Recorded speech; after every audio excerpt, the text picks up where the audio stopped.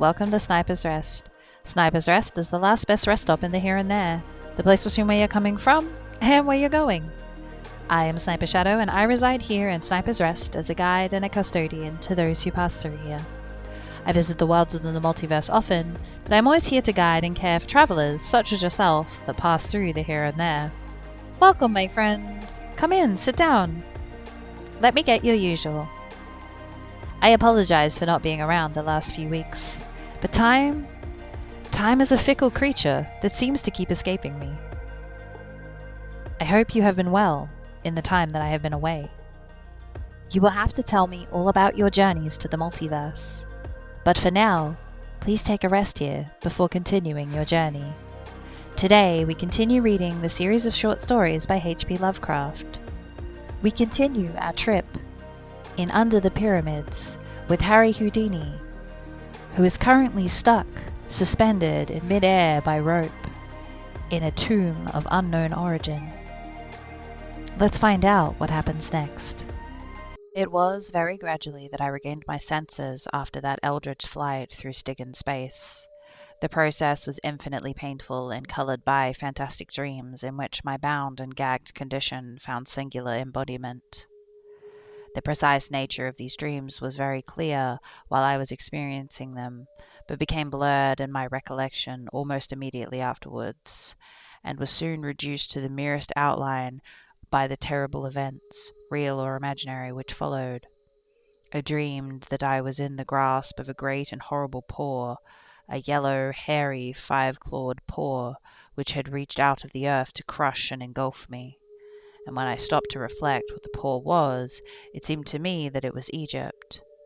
In the dream, I looked back at the events of the preceding weeks and saw myself lured and enmeshed little by little, subtly and insidiously, by some hellish ghoul spirit of the elder Nile sorcery, some spirit that was in Egypt before man ever was, and that will be there when man is no more.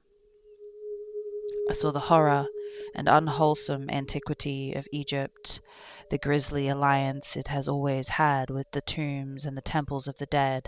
I saw phantom processions of priests with the heads of bulls, falcons, cats, and ibises, phantom processions marching intermittently through subterraneous labyrinths and avenues of titanic propylaea, beside which man is a-flying and offering unnameable sacrifices to indescribable gods. Stone colossi marched in an endless night and drove herds of grinning andro-sphinxes down the shores of illimitable, stagnant rivers of pitch, and behind it all I saw the ineffable malignity of primordial necromancy, black and orifice, and fumbling greedily after me in the darkness to choke out the spirit that had dared to mock my emulation. In my sleeping brain there took shape a melodrama of sinister hatred and pursuit, and I saw the black soul of Egypt singling me out and calling me in inaudible whispers, calling and luring me, leading me on with the glitter and glamour of a serenic surface, but ever pulling me down to the age-mad catacombs and the horrors of its dead and abysmal pharaonic heart. Then the dream faces took on human resemblances, and I saw my guide, Abdul Rais, in the robes of a king, with a sneer of the Sphinx on his features. And I saw those features were features of Khephren the Great, who raised the second pyramid, carved over the Sphinx's face in the likeness of his own, and built that titanic gateway temple, whose myriad corridors the archaeologists think they have dug out of the cryptical sand and the uninformative rock. And I looked at the long, lean, rigid hand of Khephren, the long, lean, rigid hand as I had seen it on the Dorite statue in the Cairo Museum, the statue they had found in the terrible Gateway Temple, and wondered that I had not shrieked when I saw it on Abdul Rais. That hand, it was hideously cold, and it was crushing me.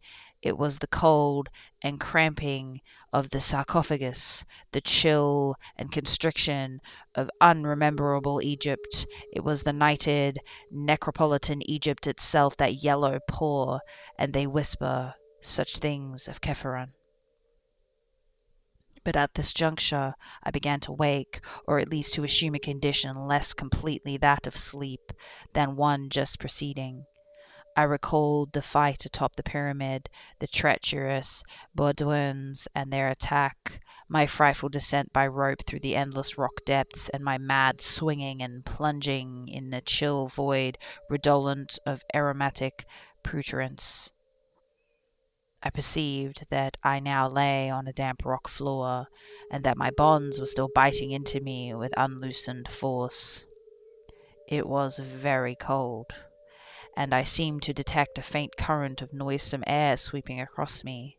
The cuts and bruises I had received from the jagged sides of the rock shaft were paining me woefully, their soreness enhanced to a stinging or burning acuteness by some pungent quality in that faint draught, and the mere act of rolling over was enough to set my whole frame throbbing with untold agony.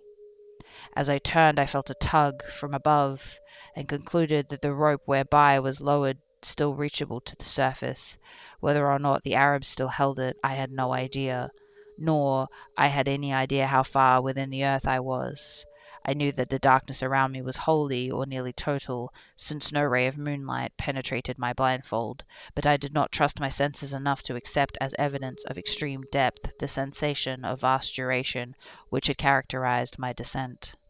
Knowing at least that I was in a space of considerable extent, reached from the surface directly above by an opening in the rock, I doubtfully conjectured that my prison was perhaps the buried gateway chapel of old Kepharon, the temple of the Sphinx.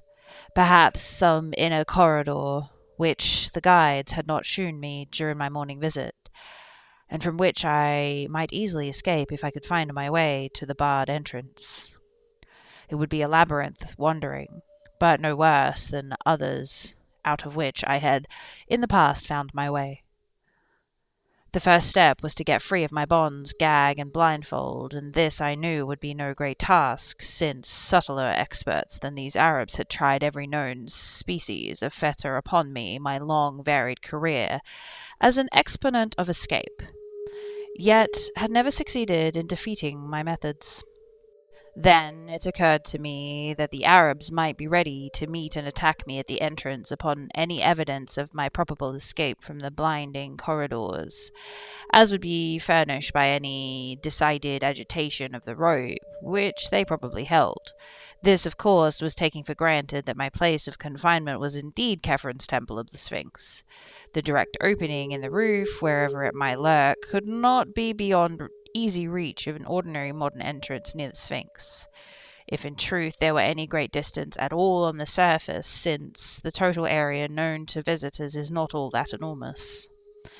I had not noticed such openings during my daytime pilgrimage, but I knew that these things are easily overlooked amongst the drifting sands. Thinking these matters over as I lay bent and bound on the rock floor, I nearly forgot the horrors of the abysmal descent and the carnivorous swing which I had so lately reduced me to my coma. My present thought was only to outwit the Arabs, and I accordingly determined to work myself free as quickly as possible, avoiding any tug on the descending line which may betray an evidence or even problematical attempt at freedom. This, however, was more easily determined than effected. A few preliminary trials made it clear that little could be accomplished without considerable motion, and it did not surprise me when, after one especially energetic struggle, I began to feel the coils of rope falling as they piled about me and upon me. Obviously, I thought the Bedouins had felt my movements and released their end of the rope, hastening no doubt to the temple's true entrance to lie murderously in wait for me. The prospect was not pleasing, but I had faced worse in my time without flinching, and would not flinch now. At present I must first free all of myself from the bonds, then trust ingenuity to escape from the temple unharmed. It is curious how implicitly I had come to believe myself in the old temple of Kepharon beside the Sphinx, only a short distance below ground. That belief was shattered, and every pristine apprehension of paternal depth and demonic mystery revived by a circumstance which grew in horror and significance even as I formulated my philosophical plan. I have said that the feeling of rope was piling up and abound me. Now that it was continuing to pile, as no rope of normal length could possibly do, it gained momentum and began an avalanche of hemp, accumulating mountainously on the floor and half burying me in its swiftly multiplying coils. Soon I was completely engulfed and gasping for breath as the increasing convulsions submerged and stifled me.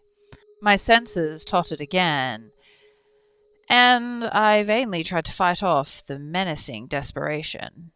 It was not merely that I was tortured beyond human endurance, not merely that life and breath seemed to be crushed slowly out of me.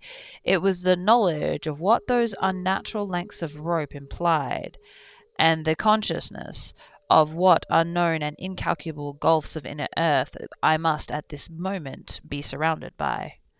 My endless descent and swinging flight through goblin space then must have been real, and even now I must be lying helpless in some nameless cavern whirled towards the core of the planet. Such a sudden confirmation of ultimate horror was unsupportable, and a second time I lapsed into merciful oblivion. When I say oblivion, I do not imply that I was free from dreams. On the contrary, my absence from the conscious world was marked by visions of the most unutterable hideousness. God, if only I had not read so much Egyptology before coming to this land, which is the fountain of all darkness and terror. This is the second spell of fainting, filling my sleep mind anew with shivering realization of country and its archaic secrets. And though some damnable chance my dreams turned to ancient notions of the dead and their sojournings in soul and body beyond those mysterious tombs, which were more houses than graves, I recalled in dream shapes, which it is well that I do not remember, the peculiar and elaborate construction of Egyptian sepulchres, and the exceedingly singular and terrific doctrines which determined this construction. All these people thought of was death and the dead. They conceived of the literal resurrection of body, which made them mummify with desperate care and preserve all the vital organs in canopic jars near the corpses, whilst beside the body they believed in two other elements, the soul, which after its weighing and approval by Osiris, dwelt in the land of the blessed, and the obscure and ponderous Ka, or life principle, which wandered about the upper and lower worlds in a horrible way, demanding occasional access to preserved body, consuming the food offerings brought by priests and relatives to the mortuary chapel, and sometimes, as men whispered, taking its body or the wooden double always buried beside it, and stalking noxiously abroad on errands peculiarly repellent. For thousands of years those bodies rested gorgeously encased and staring glasslessly upwards when not visited by the Ka, awaiting the day when Osiris should restore both Ka and soul, and lead forth the stiff legions of the dead from the sunken houses of sleep. It was to have been a glorious rebirth, but not all souls were approved, nor were all tombs inviolate, so that certain grotesque mistakes and fiendish abnormalities were to be looked at. Even today the Arabs murmur of unsanctioned convocations and unwholesome worship in forgotten nether abysses, which only winged invisible cars and soulless mummies may visit and return unscathed. Perhaps the most leeringly blood-congealing legends are those which relate to certain perverse products of decadent priestcraft, composite mummies made by the artificial union of human trunks and limbs with the heads of animals in imitation of the elder gods. At all stages of history, the sacred animals were mummified so that consecrated bulls, cats, ibises, crocodiles, and the like might return to some day a greater glory. But only in the decadence did they mix the human and animal in the same mummy, only in the decadence, when they did not understand the rights and prerogatives of the Ka and the soul, What happened to those composite mummies is not told of, at least publicly, and it is certain that no Egyptologist ever found one. The whispers of Arabs were very wild and cannot be relied upon. They even hint that old Khephren, he of the Sphinx, the second pyramid, and the yawning gateway temple, lives far underground, wedded to the ghoul queen Nycticus, and ruling over the mummies that were neither of man nor beast. It was of these, of Khephren and his consort, and his strange armies of the hybrid dead that I dreamed. And that is why I am glad the exact same dream shapes have faded from my memory. My most horrible vision was connected with an idle question I had asked myself the day before when looking at the great cavern riddle of the desert and wondering what unknown depths the temple so close to it might secretly be connected. That question, so innocent and whimsical then, assumed in my dream a meaning of frenetic and hysterical madness. What a huge and loathsome abnormality was the Sphinx originally carven to represent? My second awakening, if awakening it was, is a memory of stark hideousness which nothing else in my life, save the one thing that came after, can parallel. And that life has been full and adventurous beyond most men's. Remember that I had lost consciousness while buried beneath the cascade of falling rope, whose immensity revealed the cataclysmic depth of my present position. Now, as a perception returned, I felt the entire weight gone, and really realized upon rolling over that, although I was still tied and gagged and blindfolded, some agency had removed completely the suffocating hempen landslide which had overwhelmed me. The significance of this condition, of course, came to me only gradually, but even so, I would think it would have brought unconsciousness again had I not by this time reached such a stage of emotional exhaustion that no new horror could make much of a difference. I was alone. But with what? Before I could torture myself with any new reflection, or make any fresh effort to escape from my bonds, an additional circumstance became manifest. Pains not formerly felt were racking my arms and legs, and I seemed coated with a profusion of dried blood beyond anything my former cuts and abrasions could furnish. My chest, too, seemed pierced by 100 wounds, as though some Magellan titanic ibis had been pecking at it. Assuredly, the agency which had removed the rope was the hostile one, and had begun to wreak terrible injuries upon me when somehow impelled to desist. Yet, at the time, my sensations were distinctly reverse of what one might expect.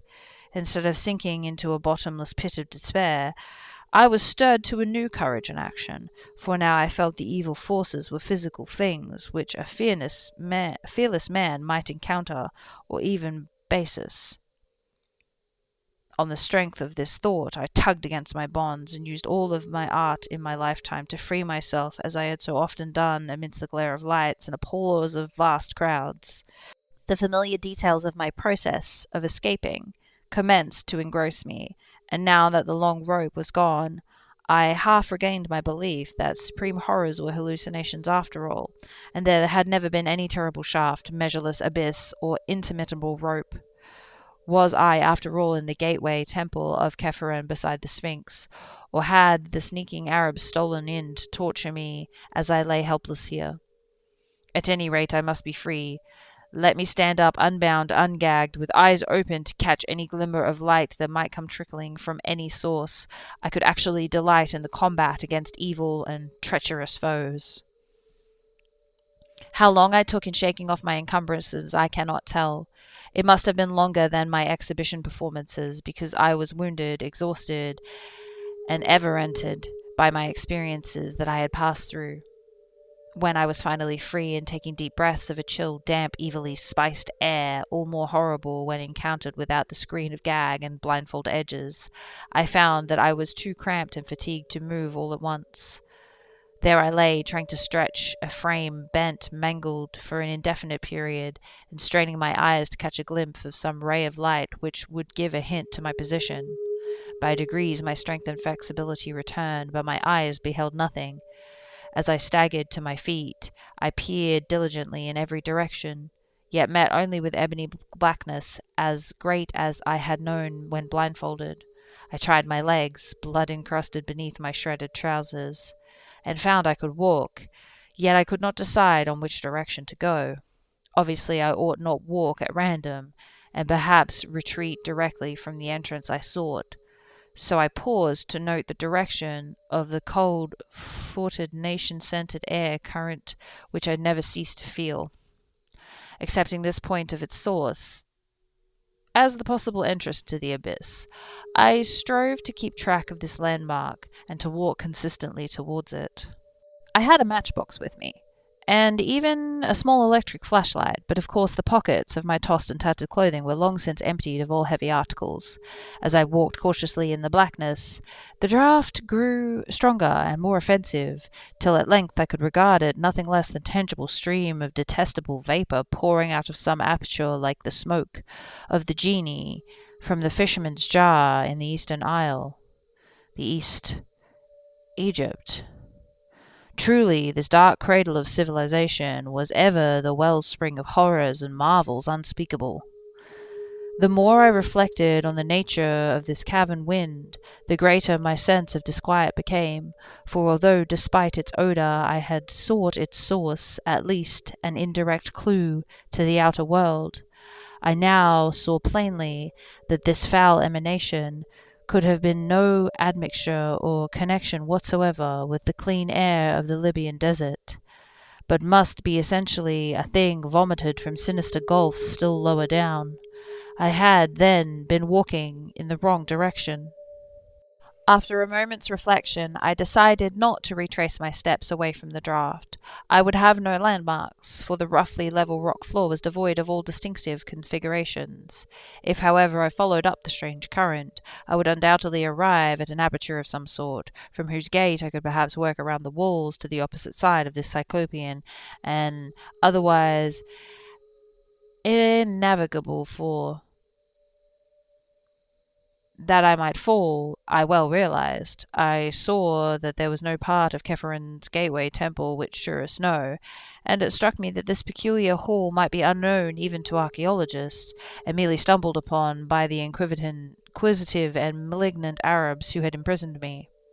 So, if there was any present gate of escape to the known parts of the outer air, what evidence, indeed, did I now possess that this was the gateway temple at all? For a moment, in my wildest speculations rushed back upon me, and I thought of the vivid melange of impressions, descent, suspension in space, the rope, my wounds, the dreams that were frankly dreams. Was this the end of life for me? Or indeed, would it be merciful if this moment were the end? I could answer none of my own questions, but merely kept on till fate for a third time reduced me to oblivion. This time there were no dreams, for the suddenness of the incident shocked me out of all thought, either conscious or subconscious, tripping on an unsuspecting descending step at a point where the offensive draught became strong enough to offer an actual physical resistance. I was precipitated headlong down a black flight of huge stone stairs into a gulf of hideousness unrevealed. That I ever breathed again is a tribute to the inherent vitality of a healthy human organism. For I look back to that night and feel a touch of actual humour in those repeated lapses of consciousness, lapses whose succession reminded me at a time of nothing more than a crude cinema melodrama of that period.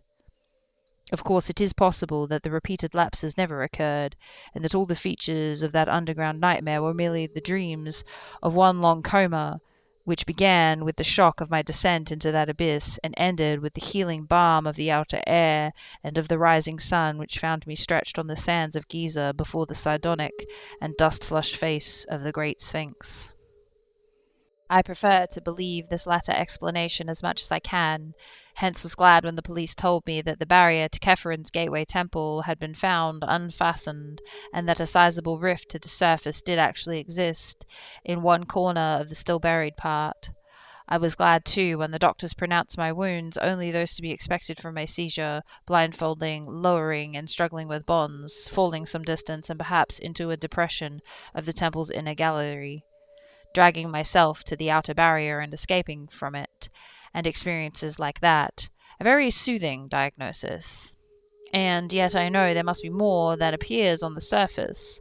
That extreme descent is too vividly a memory to be dismissed, and it is odd that no one has ever been able to find a man answering the description of my guide, Abdul Rais el Derogman, the tomb-throated guide who looked and smiled like King Kepharan. I have digressed from my connected narrative, perhaps in the vain hope of evading the telling of that final incident. That incident which, of all, is most certainly a hallucination. But I promise to relate it, and I do not break promises.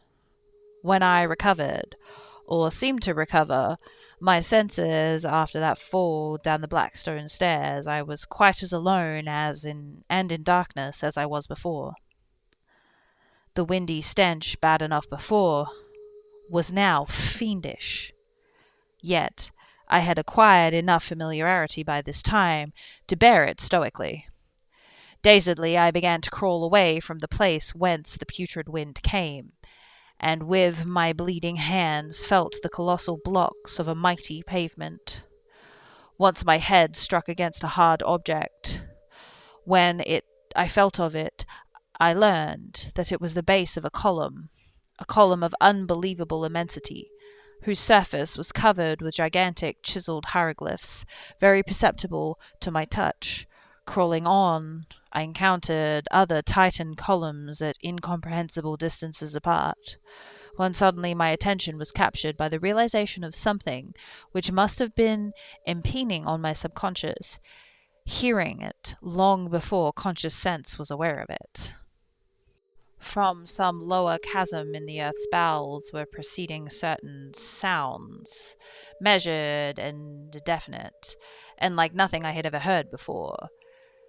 That they were very ancient and distinctly ceremonial, I felt almost intuitively, and much reading in Egyptology meant me to associate with the flute and the sambuc and the sistrum and the timpium. Then their rhythmic piping, droning, rattling, and beating. I felt an element of terror beyond all known terrors of earth, a terror peculiarly disassociated from my personal fear, and taking the form of a sort of objective pity of our planet, that it should hold within its depths such horrors as must lie beyond these ecumenic cacophonies. The sounds increased in volume, and I felt that they were approaching. Then, and may all the gods of all the Pantheons unite to keep me from the likes of my ears again, I began to hear faintly and afar off the morbid and millennial tramping of the marching things. It was hideous that footfalls so dissimilar should move in such perfect rhythm. The training of unhallowed thousands of years must lie behind that march of earth's inmost monstrosities, padding, clicking, walking, stalking, rumbling, lumbering, crawling, and all to the abhorrent discords of the mocking instruments. And then, God keep the memory of those Arab legends out of my head, the mummies without souls, the meeting place of the wandering cars, the hordes of devil-like, cursed pharaonic dead of 40 centuries, the composite mummies led through the uttermost onyx voids by King Kepharan and his ghoul queen Nitocris. The tramping drew nearer. Heaven save me from the sound of those feet, paws and hooves and pads and talons as it commenced to acquire detail. Down limitless reaches of sunless pavement a spark of light flickered in the maldronous wind, and I drew behind the enormous circumference of a cyclopic column, that I might escape for a while the horror that was stalking million-footed towards me through the gigantic hypostyles of inhuman dread and phobic antiquity. The flickers increased, and the tramping and dissonant rhythm grew sickeningly loud. The quavering orange light there stood faintly forth, a scene of such stony awe that I gasped from sheer wonder that conquered even the fear and repulsion. Bases of columns whose middles were higher than human sight, mere bases of things that must each dwarf of the Eiffel Tower to significance, hieroglyphics carved by unthinkable hands in caverns where daylight can only be a remote legend. I would not look at the marching things. That I desperately resolved as I heard their creaking joints and nitrous wheezing above the dead music and the dead tramping. It was merciful that they did not speak, but God, their crazy torches began to cast shadows on the surface of those stupendous columns. Heaven take it away. Hippopotami should not have human hands and carry torches. Men should not have the heads of crocodiles. I tried to turn away, but the shadows and the sounds and the stench were everywhere. I remembered something that I used to do in a half-conscious nightmare as a boy, and began to repeat to myself, "This is a dream. This is a dream. This is a dream." But it was no use, and I could only shut my eyes and pray. At least that's what I think I did, for one is never sure in visions, and I know this can have been nothing more.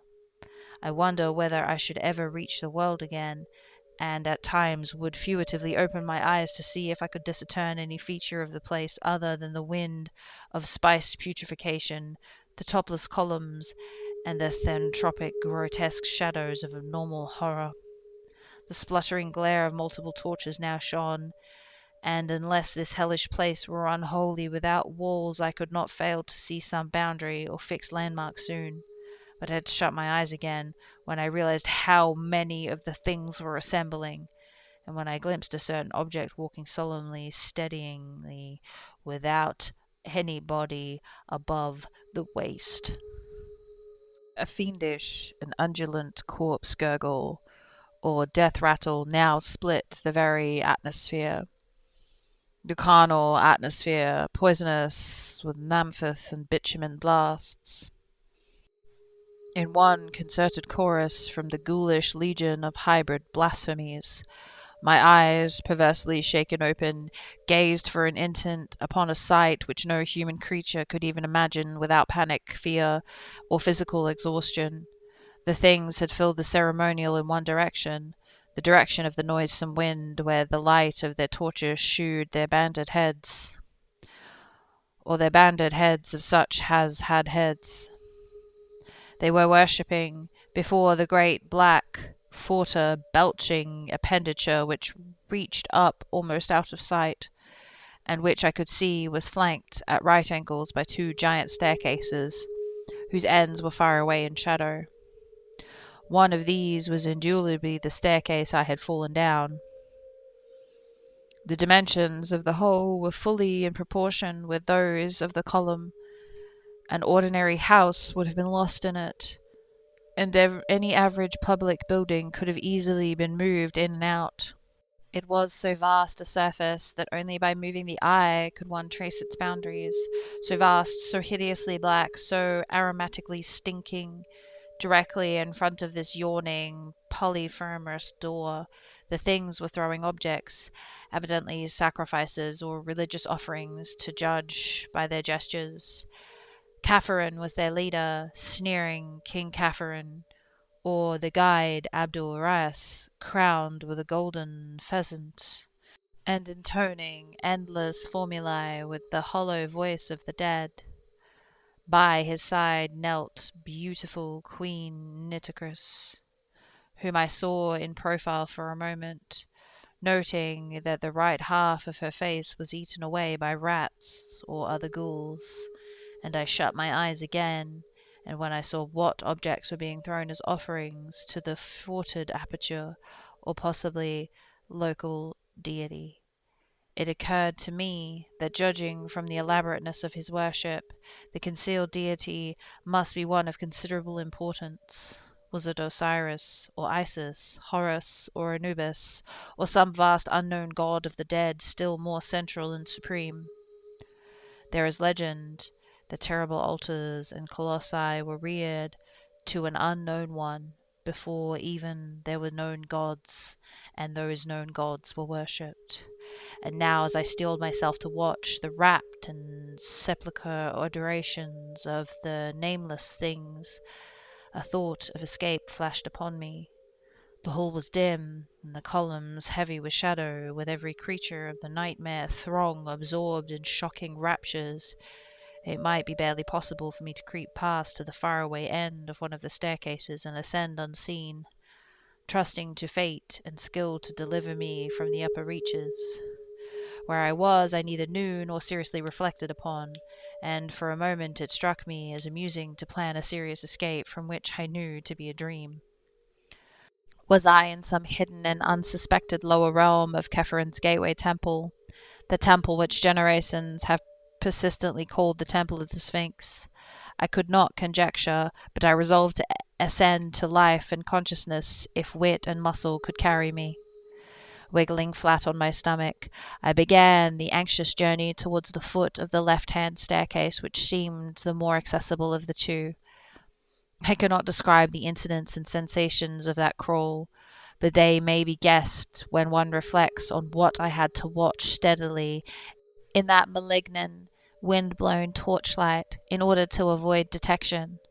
The bottom of the staircase was, as I have said, far away in shadow, as it had to be to rise without a bend to the dizzy parapeted landing above the Titanic aperture. This placed the last stages of my crawl at some distance from the noisome herd, though the spectacle chilled me even when quite remote at my right.